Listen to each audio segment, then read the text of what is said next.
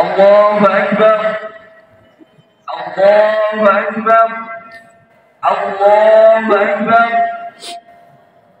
الله أكبر الله أكبر الله أكبر الله أكبر الله أكبر الله أكبر الله أكبر كبيرا والحمد لله كثيرا وسبحان الله بكرة وأصيلا. لا إله إلا الله وحده صدق وعده ونصر عبده وأعز جنده وهزم الأحزاب وحده. لا إله إلا الله ولا نعبد إلا إياه مخلصين له الدين ولو كره الكافرون. لا إله إلا الله والله أكبر الله أكبر ولله الحمد. الحمد لله الحمد لله حاكم الحكام وجاعل النور والظلام وجعل هذا اليوم عيدا للإسلام. أشهد أن لا إله إلا الله وحده لا شريك له الذي أمرنا بذبيحة القربان اتباعا لسيدنا إبراهيم عليه الصلاة والسلام. وأشهد أن سيدنا ونبينا محمدا عبده ورسوله أفضل الأنام ومصباح الظلام. اللهم صل وسلم وبارك على سيدنا محمد وعلى آله وأصحابه ومن تبعه بإحسان إلى يوم الدين. وبعد، فيا أيها الحاضرون أوصي نفسي وإياكم بتقوى الله فقد فاز المتقون. كما قال تعالى: أعوذ بالله من الشيطان الرجيم. يا أيها الذين آمنوا اتقوا الله حق تقاته ولا تموتن إلا وأنتم مسلمون. حاضرين حاضرات جماعة صالة عيد الأضحى رحمني ورحمكم الله. Tiada untayan kata yang pantas keluar dari lisan kita pada pagi hari ini kecuali ucapan rasa syukur kita kepada Allah Subhanahu wa Ta'ala atas karunia-Nya, atas segala nikmat-Nya, sehingga pagi hari ini kita sama-sama dapat berkumpul di lapangan Jawa ini dalam rangka untuk melaksanakan salat Idul Adha. Salawat dan salam mari henti-hentinya kita haturkan, kita sampaikan kepada Rasulullah Muhammad sallallahu alaihi wasallam beserta keluarganya, para sahabatnya dan para pengikutnya yang setia hingga akhir zaman kelak. Dan di pagi yang mulia ini tak lupa pula kami sampaikan wasiat kepada seluruh hadirin dan hadirat, utamanya kepada pribadi, untuk senantiasa meningkatkan kualitas keimanan dan ketakwaan kita kepada Allah Subhanahu wa Ta'ala. Allahu Akbar, Allahu Akbar, walillahil hamd. Kaum muslimin rahimani wa rahimakumullah. Hari ini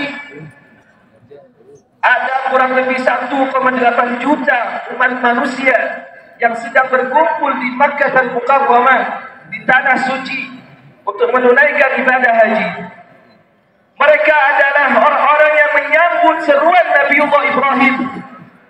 Mereka menyambut seruan perintah berhaji dari Nabiullah Ibrahim alaihissalam, sebagaimana yang terekam dengan jelas dalam firman-Nya, A'udzu billahi minasyaitonir rajim. Wa adzin fin nasi bil hajji ya'tuka rijala wa 'ala kulli dhamirin ya'tina min kulli fajjin 'amiq.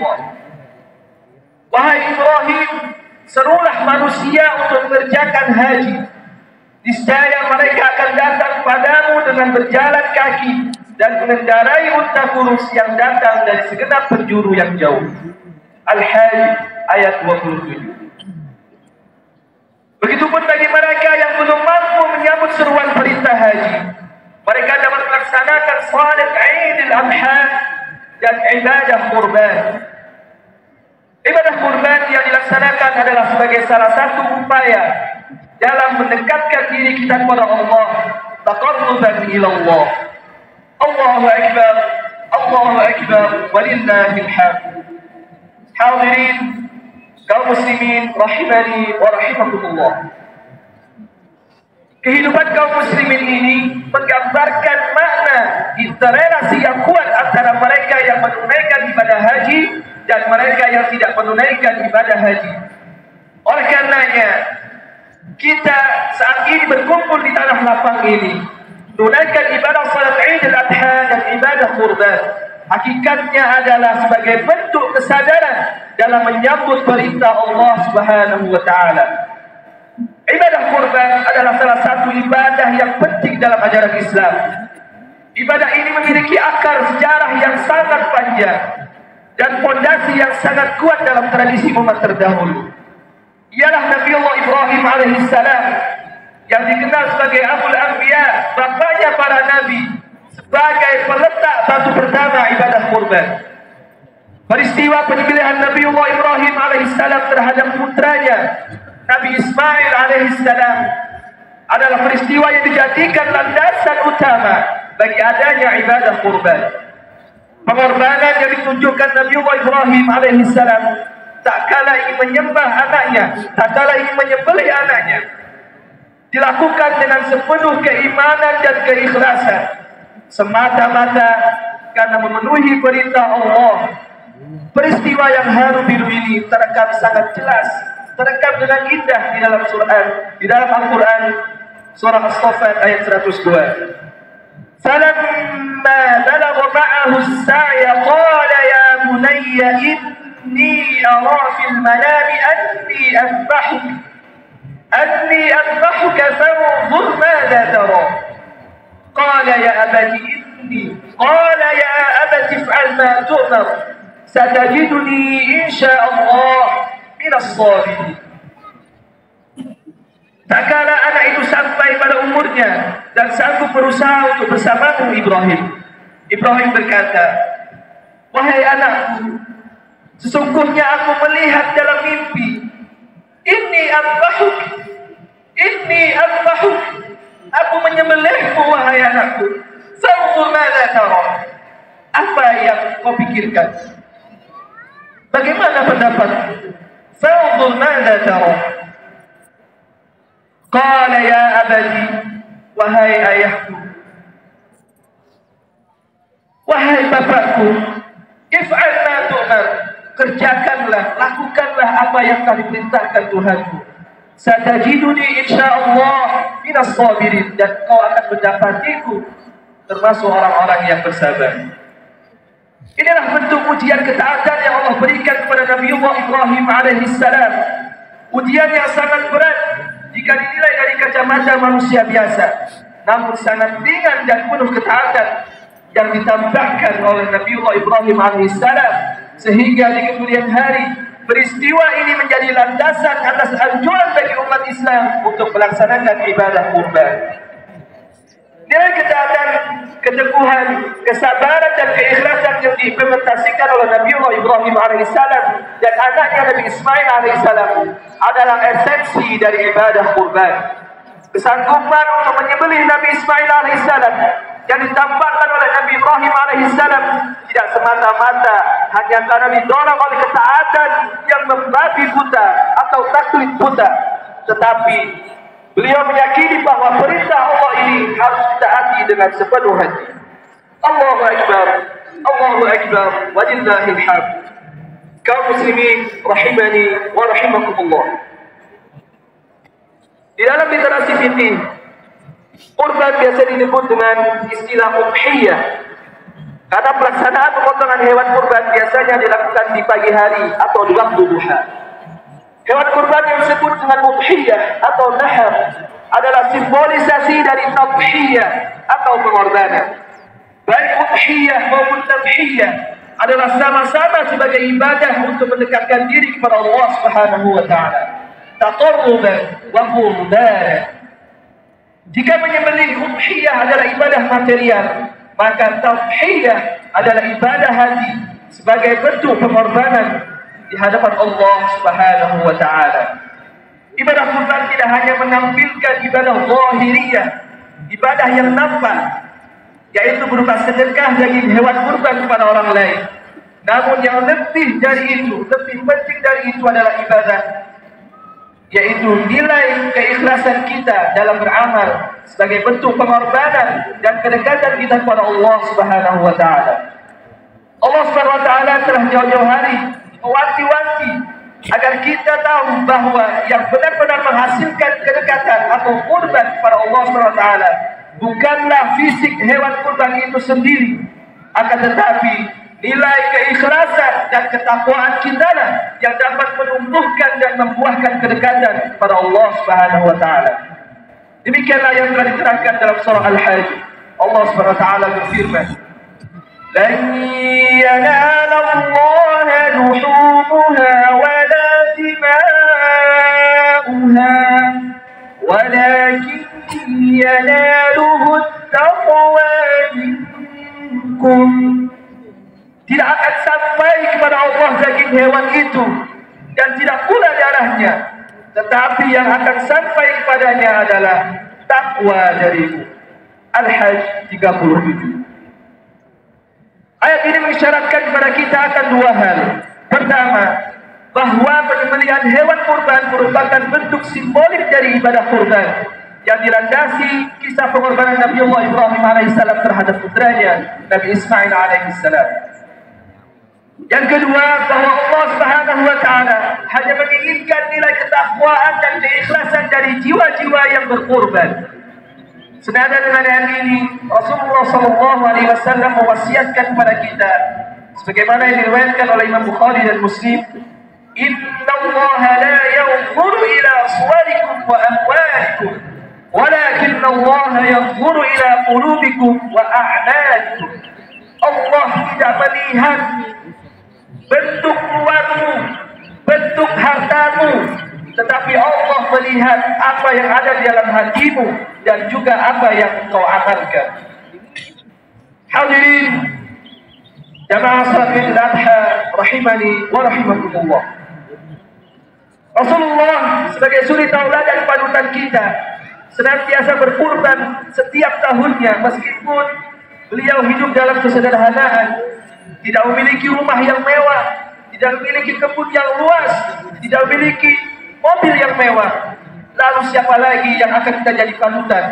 Lalu siapa lagi yang akan kita jadikan panutan dalam kehidupan kita ini? Maka orang muslim yang telah memiliki kemampuan untuk berkorban tapi enggan untuk berkorban, sudah sepatutnya untuk diberikan sanksi sosial, diisolasi dari pergaulan muslim. Demikianlah Rasulullah menjelaskan dalam sabdanya, "Man kana lahu sa'atun wa lam yudhhi fala yaqribanna musallana." Barang siapa yang mempunyai kemampuan untuk berkorban tapi dia enggan untuk melaksanakan hal tersebut, maka janganlah sekali-sekali ia mendekati tempat salat kita. Hadis riwayat Imam Ahmad dan Ibnu Majah. Allahu akbar, Allahu akbar, walillahil hamd. Kaum muslimin rahimani wa rahimakumullah. Ibadah kurban yang kita lakukan hendaknya lahir dari keikhlasan yang paling dalam. Benar-benar hanya mengharap ridha Allah, bukan mengharap pahala surga, apalagi imbalan dunia. Maka paling tidak ada 4 hal yang akan kita peroleh jika kita benar-benar menghadirkan keikhlasan dalam berkorban. Pertama, meningkatkan kualitas keimanan dan ketakwaan kita kepada Allah Subhanahu wa taala. Dengan ketaatan yang kita lakukan dan disertai dengan keimanan yang kokoh, maka akan melahirkan kebaikan-kebaikan dalam kehidupannya. Allah Subhanahu wa taala telah memberikan janji kepada mereka yang melakukan amal saleh dan diiringi dengan keimanannya. Man 'amila salihan min dzakarin aw untha wa huwa mu'min falanuhyiyannahu hayatan thayyibah wa lanajziyannahum ajrahum bi ahsani ma kanu ya'malun.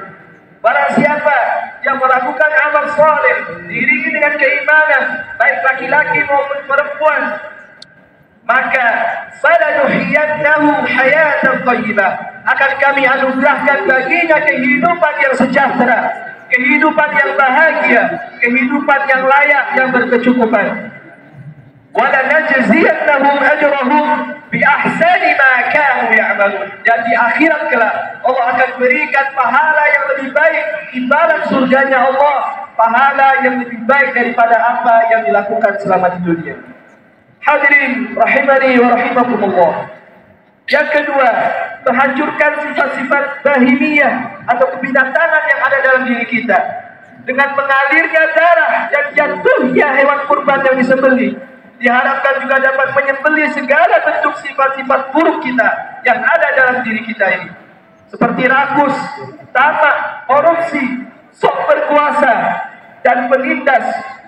Semua keburukan-keburukan ini hendaknya dengan mengalirnya darah yang kita sembelih, jatuhnya hewan kurban yang kita sembelih, mudah-mudahan juga mengalir membentuk pribadi-pribadi kita yang dapat melahirkan pribadi-pribadi yang bertakwa. Yang ketiga, menumbuhkan rasa kasih sayang dan peduli terhadap sesama. Ibadah kurban yang kita lakukan tidak sama dengan sesembahan yang ada pada ritual selain Islam.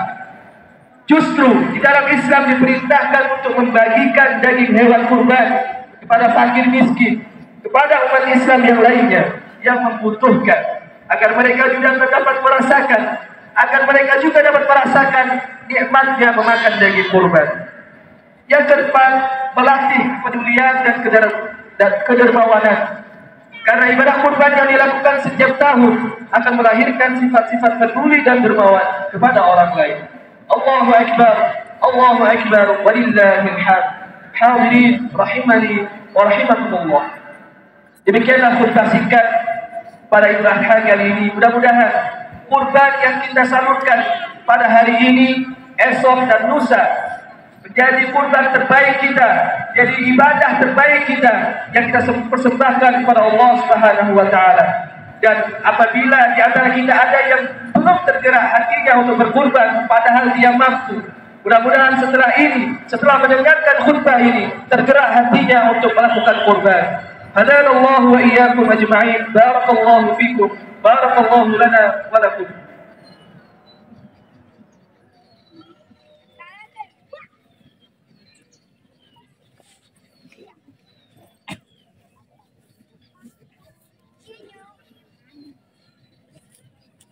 Alhamdulillah wa kafa. Assalatu wassalamu ala Rasulillah al-Mustafa wa ala alihi wa sahbihi wa man wafa. Allahu akbar, Allahu akbar, Allahu akbar, walillahil hamd. Pada khutbah kedua kali ini saya ingin mengajak kepada seluruh jamaah, mari kita tengok sejenak dan menghadirkan rasa kepedulian kita terhadap saudara-saudara muslim kita yang ada di Gaza, Palestina saat ini. Jangankan untuk bisa menikmati indahnya Idul Adha pada hari ini, jangankan bisa menikmati daging kurban hari ini, saudara-saudara kita di sana terancam. Bukan hanya tidak bisa melakukan ibadah salat Idul Adha, tetapi mereka dibayangi dengan ketakutan-ketakutan. Mereka dibayangi dengan ancaman-ancaman. Mereka dibayangi dengan pengeboman-pengeboman. Hadirin rahimani wa rahimakumullah. Pembantaian yang terus berlangsung hampir 300 hari lamanya. Lebih dari 40 jiwa, lebih dari 40.000 jiwa yang melayang, yang menjadi syuhada. Lebih dari 70% bangunan hancur. Bayangkan kota Gaza dengan padatnya penduduknya 2 juta jiwa, dan wilayahnya tak lebih besar daripada Depok. Setiap hari mereka harus dihantui dengan pembantaian. Maka di pagi hari ini, di Idul Adha kali ini, mari kita hadirkan kepedulian terhadap mereka. Paling tidak kita mendoakan mereka. Kita mendoakan agar Allah segera mengangkat cobaan yang mereka alami, agar Allah segera memerdekakan, agar Allah segera membebaskan Masjidil Aqsa, agar Allah segera membebaskan Masjidil Aqsa. Hadirin rahimani wa rahimakumullah. Ini bukan sekedar mempertahankan tanah air dari penjajahan Zionis, tetapi juga mempertahankan izzah kemuliaan Islam. Di sana mayoritas adalah umat Islam. Mayoritas 90% lebih adalah umat Islam. Mereka adalah saudara-saudara kita. Maka sudah selayaknya kita hadirkan dalam jiwa-jiwa kita, hati-hati kita untuk peduli kepada mereka. Sepaling-paling kecilnya kepedulian kita adalah dengan mendoakan mereka. Bahkan dalam satu kesempatan, dalam sebuah wawancaranya, ada seorang perwira Israel mengatakan bahwa setiap rumah yang mereka masuki di Gaza terpajang dengan jelas gambar Masjidil Aqsa. Ini menunjukkan bahwa rakyat Gaza benar-benar konsisten dalam membela Masjidil Aqsa, masjid yang menjadi kiblat pertama kita. Maka sudah selayaknya dan sepatutnya kita peduli dengan saudara-saudara kita di Palestina. Bukan hanya kita sebagai manusia, tetapi yang lebih utama adalah kita sebagai seorang muslim. Mari di kesempatan mulia ini kita hadirkan kembali rasa peduli dan terhadap sesama muslim, baik di dalam negeri, baik tetangga kita, saudara-saudara kita, maupun juga untuk saudara-saudara kita di Palestina. Berkurban akan melahirkan kepedulian jika kita lakukan dengan sepenuh hati, ikhlas semata-mata karena Allah. Juga kita berdoa kepada Allah SWT agar memberikan kedamaian dan ketenangan dengan hadirnya kemerdekaan untuk saudara-saudara kita di Gaza, Palestina, serta mengembalikan kembali Masjid Al-Aqsa dalam naungan Islam. Mari di penghujung khutbah ini kita mengadakan tangan doa kepada Allah Subhanahu wa taala. Kita memohon kepada Allah agar semua amalan-amalan kita Allah terima, agar apa yang menjadi hajat kita Allah kabulkan. A'udzu billahi minasyaitonir rajim. Bismillahirrahmanirrahim. Alhamdulillahi rabbil alamin. Allahumma shalli wa sallim wa barik ala sayyidina Muhammadin wa ala alihi wa sahbihi ajma'in. Allahumma ighfir lana dhunubana wa liwalidina warhamhum kama rabbayani saghira. Allahumma ighfir lana dhunubana wa liwalidina warhamhum kama rabbayani saghira. ربنا ظلمنا أنفسنا وإن لم تغفر لنا وترحمنا لنكونن من الخاسرين. ربنا تقبل منا إنك أنت السميع العليم وتب علينا إنك أنت التواب الرحيم. اللهم انصر إخواننا المسلمين والمستضعفين والمجاهدين في غزة. اللهم انصر إخواننا المسلمين والمستضعفين والمجاهدين في غزة العزة. اللهم انصرهم على أعدائهم. اللهم انصرهم على أعدائهم. اللهم حذر المسجد الأقصى من اليهود المغصوبين. اللهم حذر المسجد الأقصى من اليهود المغصوبين. اللهم أعز الإسلام والمسلمين. اللهم أعز الإسلام والمسلمين وأذل الشرك والمشركين. وأذل الشرك والمشركين. اللهم ول أمورنا خيارنا ولا تول أمورنا شرارنا. اللهم ول أمورنا خيارنا ولا تول أمورنا شرارنا. ربنا آتنا في الدنيا حسنة وفي الآخرة حسنة وقنا عذاب النار. عباد الله، إن الله يأمركم بالعدل والإحسان وإيتاء ذي القربى وينهى عن الفحشاء والمنكر ولذكر الله أكبر. والسلام عليكم ورحمة الله وبركاته.